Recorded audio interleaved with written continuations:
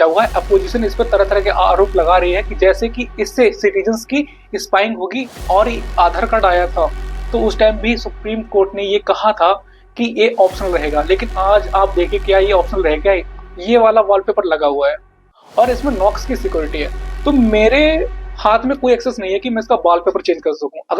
नमस्कार दोस्तों, स्वागत है आपका एक नई वीडियो में। तो आज की वीडियो में हम बात करने वाले हैं संचार साथी ऐप के बारे में। तो इस ऐप के आते ही हमारी पूरी इंडिया में बहुत ज्यादा बवाल मचा हुआ है। अपोजिशन इस पर तरह तरह के आरोप लगा रही है कि जैसे कि इससे सिटीजन्स की स्पाइंग होगी और सरकार आपका डेटा चुरा सकती है। अगर जो बवाल मचा हुआ है उसमें सबसे ज्यादा इंपॉर्टेंट है ये आपसे एक्सेस किसका किसका लेता है। तो इसका जो वर्जन है 1.5.0 वाला, वो आपसे आपकी कैमरे की परमिशन लेता है। और इस वाले ऐप के लेकर ऐसा बताया जा रहा है, जो कि अपोजिशन पार्टी इस पर आरोप लगा रही है कि इस ऐप को आप डिसेबल नहीं कर सकते हो, लेकिन सरकार ने अभी कह दिया है कि आप इसको अनइंस्टॉल कर सकते हो। और ये एक ऑप्शनल ऐप है जो कि आपके जो फोन गुम हो जाते हैं उसके फ्रॉड के लिए लेकर बचाएगा। लेकिन आपको ध्यान होगा कि जब आधार कार्ड आया था तो उस टाइम भी सुप्रीम कोर्ट ने ये कहा था कि ये ऑप्शनल रहेगा, लेकिन आज आप देखिए क्या ये ऑप्शनल रह गया है। आज हर जगह ये आधार कार्ड का यूज हो रहा है और इसे कहीं ना कहीं मैंडेटरी कर दिया गया है। आप चाहे बैंकिंग सेक्टर में ले लें या एक किसी भी डॉक्यूमेंट उसमें ले लें, डिजी लॉकर की आईडी भी बिना आधार कार्ड के नहीं बन रही है। तो इससे इस वाले ऐप पर बहुत ज्यादा आरोप लग रहा है कि इससे कहीं ना कहीं सिटीजन्स की स्पाइंग होगी और सरकार हम पर निगरानी रखेगी, क्योंकि इसमें जो एक्सेस ये ऐप ले रहा है उससे ये हमारी मोबाइल की फ्लैश लाइट को भी ऑन कर सकता है। और जो भी ये चीज एक्सेस ले रहा है उसकी लिस्ट आप यहाँ पर देख सकते हैं। इस ऐप को लेकर सबसे पहले एक रियूटर्स में एक पोस्ट छपी थी जिसमें बताया गया था कि कैसे इंडियन सरकार सिटीजन्स के लिए एक मैंडेटरी ऐप ला रही है, जो 2026 में नए फोन आएंगे उसमें प्री इंस्टॉल होगा और जो फोन पुराने चल रहे हैं उसमें भी उन्हें इंस्टॉल करना रहेगा। और इसके लेकर आपत्ति जताई एप्पल कंपनी ने, और एप्पल ने कहा कि हम ऐसा नहीं करेंगे और इसको लेकर उसने रजिस्ट्रेशन दिखाया।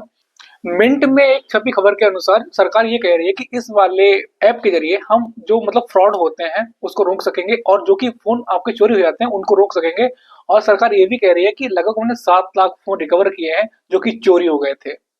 अगर स्पाइंग सॉफ्टवेयर की बात चली रही है तो मैं आपको बताना चाहूंगा कि चाइना, रसिया और नॉर्थ कोरिया जैसे बहुत जो 3 देश हैं जिनमें डिक्टेटरशिप चल रही है, तो उसमें ऐसे बहुत सारे फीचर्स होते हैं फोन में जिससे सरकार आपकी जो भी कॉल हिस्ट्री है, आप क्या सर्च कर रहे हो, क्या आप देख रहे हो, और आप पर पूरा सर्विलांस रख सकती है।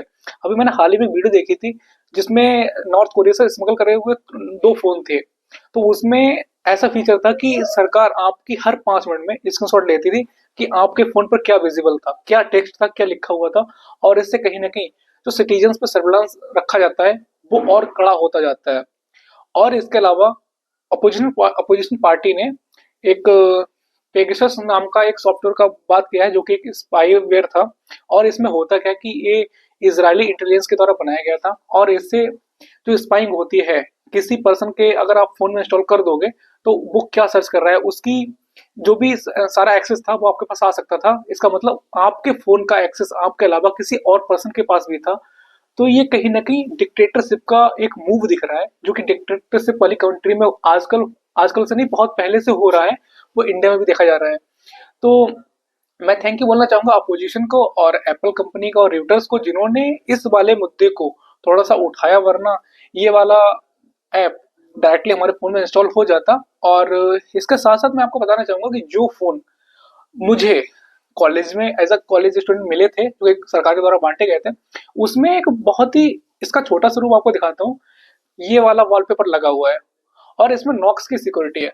तो मेरे हाथ में कोई एक्सेस नहीं है कि मैं इसका वॉलपेपर चेंज कर सकूं। अगर मुझे इसका वॉलपेपर चेंज करना भी रहेगा तो मुझे कोई थर्ड पार्टी ऐप डाउनलोड करना रहेगा, उसके बाद ही मैं इसका वॉलपेपर चेंज कर सकता हूं। और ये पहला मूव ऐसा नहीं है कि बीजेपी की गवर्नमेंट ने, मोदी सरकार ने ऐसा किया है। इससे पहले अगर आपने कभी अखिलेश यादव के दिए हुए लैपटॉप चलाए होंगे तो उसमें भी उनका जो वॉलपेपर था वो लगा हुआ आता था जिसपे लिखा होता था पूरे होते बाद। तो ये कहीं ना कहीं एक ऐसा मूव दिखाता है कि जो कि डिक्टेटरशिप वाली कंट्री में ऑलरेडी अप्लाई किया जा रहा है वो हमारे इंडिया में भी हो रहा है। और इससे कहीं ना कहीं डेमोक्रेसी खतरे में आ रही है। और मैं अंधभक्तों से करना चाहूंगा कि इसको डिफेंड करना बंद करो और प्लीज थोड़ा सा देखो कि डेमोक्रेसी किस लेवल पे है और हमारा स्तर कितना नीचे करता जा रहा है। और मोदी जी, आपसे मैं कहना चाहूंगा कि रुपया की कीमत गिर रही है बहुत ज्यादा, 90 के पार होने वाला है। तो प्लीज उस पर थोड़ा सा फोकस करो। तो अगर आपने इस वाले ऐप को लेकर अभी तक आवाज नहीं उठाई है तो प्लीज आवाज उठाओ, क्योंकि इससे कहीं ना कहीं जो हमारा राइट टू इंफॉर्मेशन एक्ट है उसका डिमोलिशन हो रहा है और आपके हाथ से चीजों का एक्सेस जाता जा रहा है। तो ये कोई भी पार्टी करे, चाहे बीजेपी करे, चाहे कांग्रेस करे, चाहे आम आदमी पार्टी, कोई भी करे, ये गलत है तो गलत है। तो इस वाली वीडियो में बस इतना ही। मिलते हैं किसी नेक्स्ट वीडियो में किसी नए टॉपिक के साथ। तब तक के लिए अपना ख्याल रखिए। जय हिंद, जय भारत।